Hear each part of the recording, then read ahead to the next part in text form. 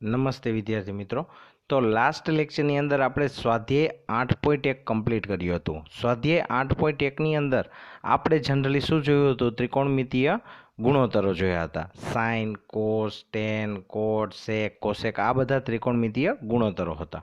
બરોબર છે. તેના અંદરોઅંદરના સંબંધો એટલે કે સાઇનને શાક કહેવાય એટલે કે સામેની બાજુ છેદમાં કર્ણ, કોસનો પાક થાય એટલે કે પાસેની બાજુ છેદમાં કર્ણ, ટેનનું સાપા થાય સામેની બાજુ છેદમાં પાસેની બાજુ. બરોબર છે.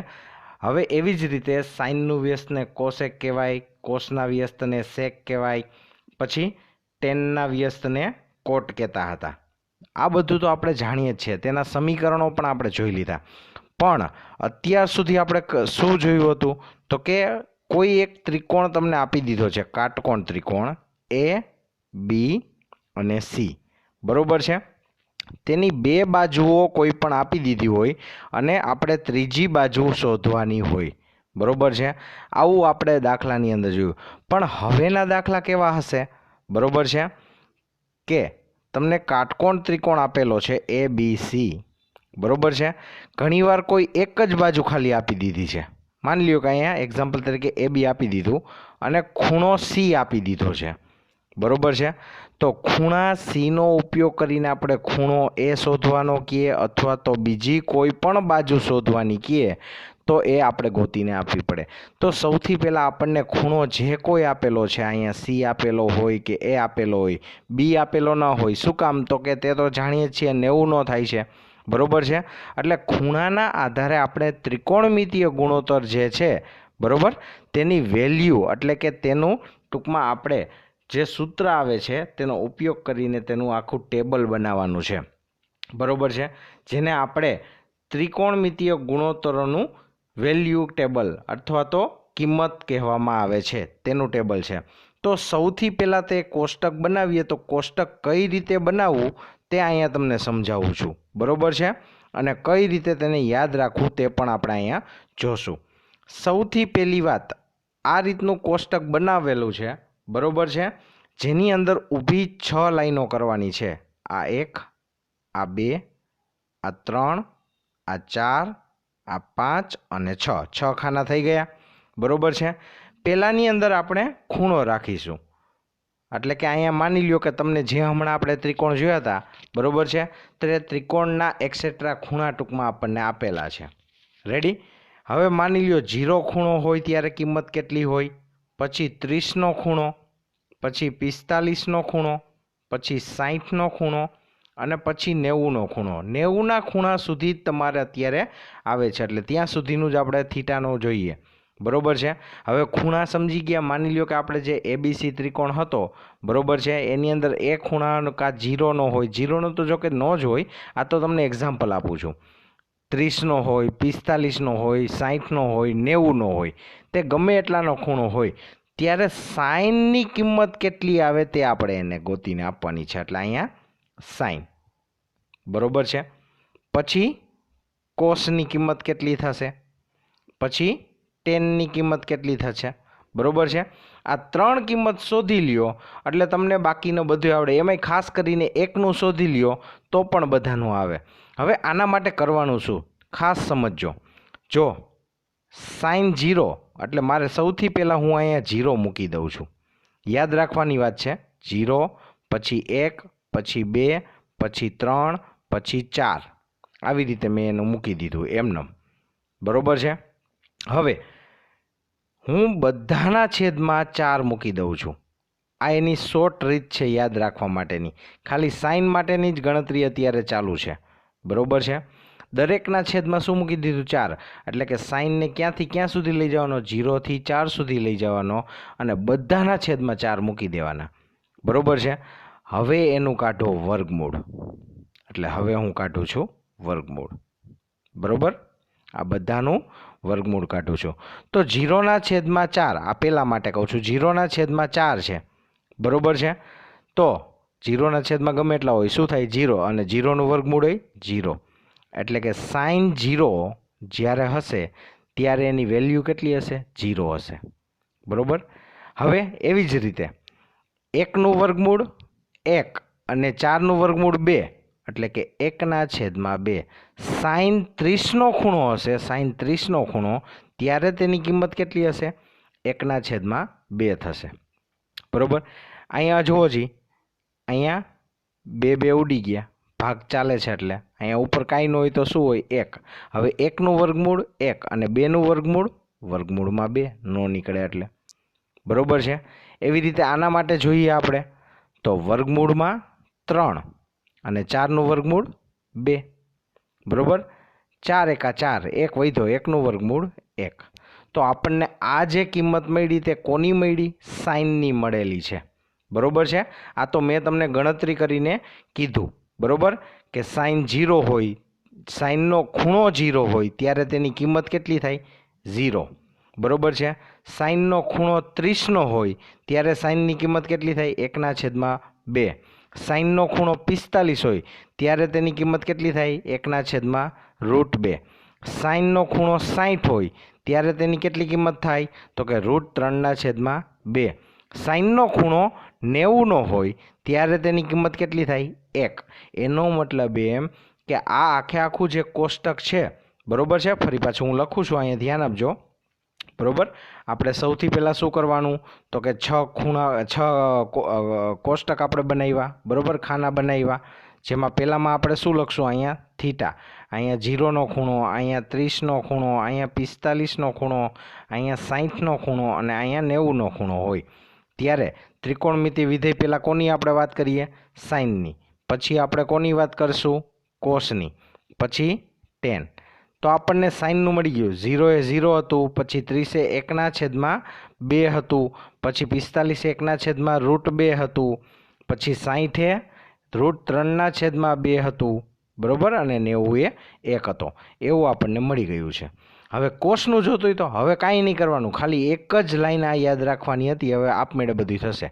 જો કોસનું શું કરવાનું? અહીંયાથી લખવાનું ચાલુ કરવાનું, 1થી.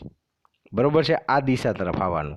એટલે અહીંયા 1 છે તો અહીંયા 1, અહીંયા √3/2 છે તો અહીંયા √3/2, પછી અહીંયા 1/2 છે તો આ ખાનામાં 1/√2.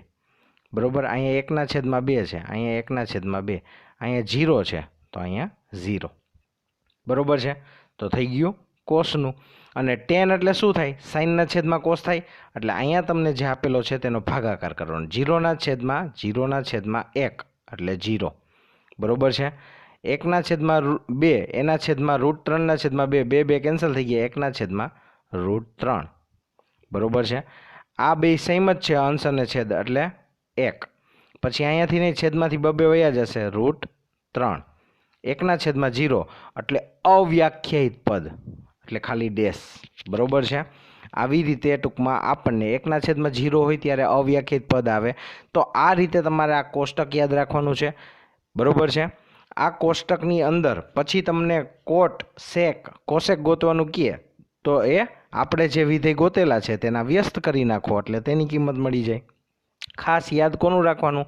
સાઈનનું. સાઈનના આધારે આપણે કોસનું મળે, પછી એ બંનેના આધારે આપણને ટેનનું મળે છે. બીજી ખાસ વાત કે આની અંદર તમે જોઈ શકો છો સાઈનની નાનામાં નાની કિંમત કેટલી છે? 0. બરાબર. અને મોટામાં મોટી કિંમત થશે 1. એટલે કે સાઈન જે વિધેય છે, બરાબર છે, તે ટૂંકમાં 0થી 90 વચ્ચેના ખૂણાની વચ્ચે 0થી 1 જ હોય છે. એટલે કે મોટામાં મોટી કિંમત એની 1 જ હોય છે, 1થી વધારે હોતી નથી. એવી રીતે ટેનનું જુઓ, ટેનની મોટામાં મોટી કિંમત કેટલી? √3. બરાબર છે. એવી રીતે કોસનું જુઓ, કોસની મોટામાં મોટી કિંમત 1 જ છે. બરાબર છે. તો આ એની ટૂંકમાં આટલી વસ્તુ તમારે યાદ રાખવાની છે. હવે આટલી વસ્તુ તમને જો યાદ રહી ગઈ હોય તો હવે આપણે ઉદાહરણના દાખલા જોઈએ. બરાબર છે. ચાલો, તો ઉદાહરણ આપણે 6 સ્ટાર્ટ કરીએ. બરાબર છે. શું કહે છે કે ત્રિકોણ ABCમાં બી કાટખૂણો છે. બરાબર. એટલે બી તો આપણને ખબર પડી ગઈ, 90નો થઈ ગયો. બરાબર. AB = 5 આપેલા છે, તમે જોઈ શકો છો. ખૂણો ACB 30નો છે. ACB એટલે જે વચ્ચે હોય તે, આ 30નો ખૂણો છે. તો બાજુ BC અને ACની લંબાઈ શોધો. તમારે BC અને ACની લંબાઈ શોધવાની છે. કાંઈ વાંધો નહીં. બરાબર છે. હવે આપણો જે ખૂણો છે આ ખૂણો એના આધારે તમે કોઈ પણ લઈ શકો છો, બરાબર છે. પણ જેની અંદર હું ખાસ કરીને જોઉં તો મને ખૂણો આ આપી દીધો છે અને આ એક સામેની બાજુ પણ આપી દીધી છે, તો આ પાસેની બાજુ થાય ખૂણાની, બરાબર. તો એવું મારે સમીકરણ ગોતવું પડે કે સામેનો ખૂણો અને પાસેનો ખૂણો આવતું હોય એવું, તો એવું 10માં આવે, બરાબર. 10C લઉં, બરાબર. તો 10 30 બરાબર સાપા થાય સામેની બાજુ છેદમાં પાસેની બાજુ. ચાલો 10 30ની કિંમત આપણે હમણાં જોઈ હતી, કેટલી હતી? 1/√3, એટલે એની હું કિંમત મૂકી દઉં છું 1/√3. સામેની બાજુ કેટલી છે? 5. પાસેની બાજુ એટલે કોણ થયું? BC થયું, BC. તો BC અહીંયા ગયા એટલે અંશમાં વહી જાય, આ √3 છેદમાંથી આ બાજુ ગયા બરાબરની, એટલે અંશમાં વહી જાય. તો BC બરાબર 5 તો હતા જ, √3 આવ્યા એટલે BCનું આપણને મળી ગઈ લંબાઈ કેટલી? તો કે 5√3, બરાબર છે. સમજાય છે આખી વાત? ચાલો હવે એવી રીતે આપણે કોને શોધવાનો છે? એસીને. એસી એટલે કર્ણ થયો, તો કર્ણ તો મને સાઇનના સમીકરણમાંય મળે અને કોસના સમીકરણમાંય મળે, બરાબર છે. તો હું સાઇનનું સમીકરણ લઉં, સાઇન 30 બરાબર સાઇનનું શું થાય? શાક થાય, બરાબર. તો સાઇન 30ની કિંમત કેટલી હતી? 1/2. પછી સામેની બાજુ કેટલી છે? ખૂણાની સામેની બાજુ 5, અને કર્ણ કોણ છે? એસી છે, બરાબર. તો એસી બરાબરની આ બાજુ ગયા, 2 બરાબરની આ બાજુ ગયા, તો એસી બરાબર 5 દુને 10, બરાબર. તો એની કિંમત મળી આપણને 10 સેન્ટીમીટર. રેડી? સમજાય છે આખી વાત? માની લ્યો કે તમને કોઈ ટૂંકમાં ખૂણો આપેલો છે, તો તેના આધારે આપણે બાજુઓનું માપ પણ શોધી શકીએ છીએ. હવે ઘણીવાર એવું પણ બને, બરાબર છે, કે આપણને એક પણ લંબાઈ ન આપેલી હોય તો પણ આપણે બધાની લંબાઈ શોધી શકીએ, એબીની, બીસીની, એસીની, બરાબર છે. આ ખૂણો શોધવો હોય તો એ ખૂણો પણ આપણને મળી જાય. રેડી? ચાલો હવે આપણે નેક્સ્ટ ઉદાહરણ જોઈએ. 7મું ઉદાહરણ શું કહે છે કે ત્રિકોણ PQRમાં ખૂણો Q કાટખૂણો છે, એટલે આ તો 90નો થઈ ગયો, બરાબર છે. હવે PQ બરાબર કેટલા આપણને આપેલા છે? 3 સેન્ટીમીટર. PR બરાબર કેટલા આપેલા છે? 6 સેન્ટીમીટર.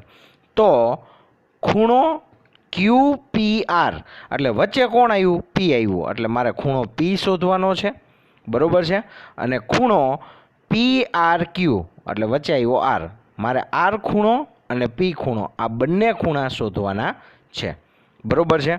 તો હવે હું R ખૂણા માટે લઉં છું અહીંયા માટે. શું કામ?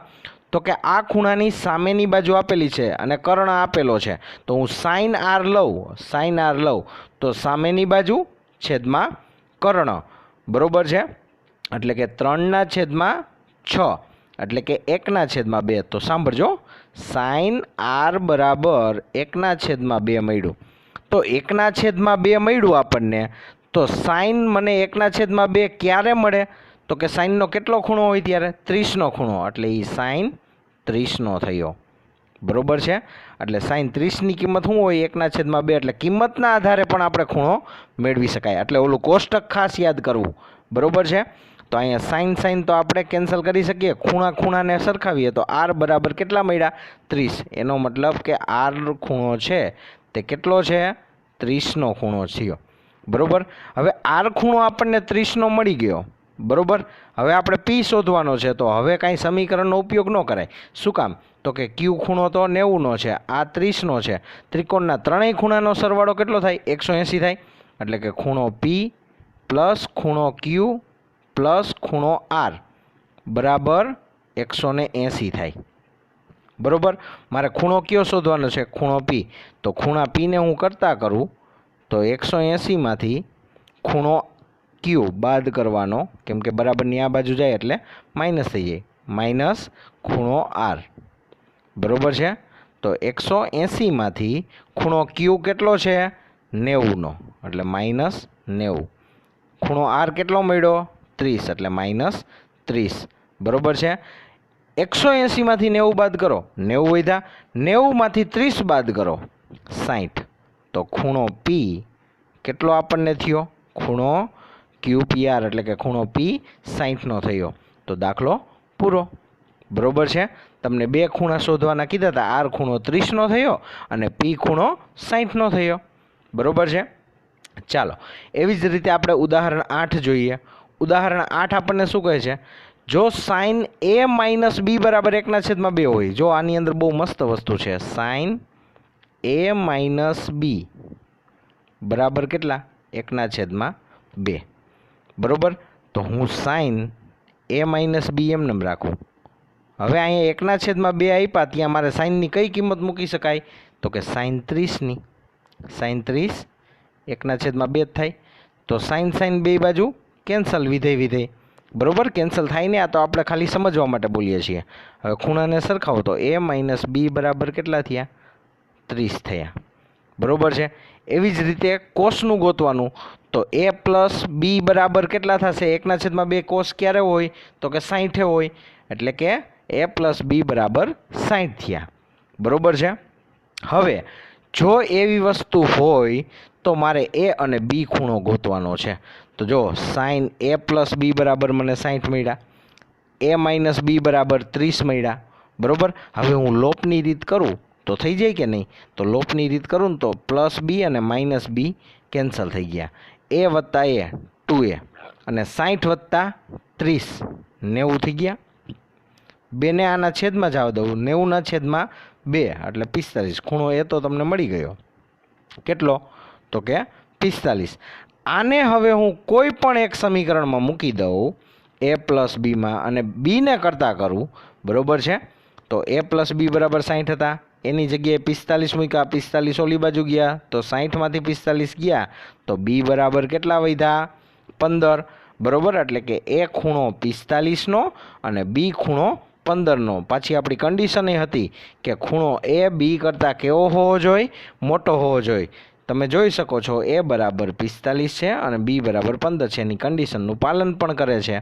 તો આ રીતે આપણે બે ખૂણા શોધી દીધા. બરોબર છે. એક પણ બાજુનું માપ આપ્યું નથી, કાંઈ આકૃતિ દોરી નથી, તો પણ આપણે મેળવી શકીએ છીએ. તો આજના માટે ખાસ તમારે આ કોષ્ટક કરવાનું છે. બરોબર છે. અને તથા ઉદાહરણ 6, 7, 8ની પણ પ્રેક્ટિસ કરવાની છે. કાલના લેક્ચરની અંદર આપણે સ્વાધ્યાય 8.2 સ્ટાર્ટ કરીશું.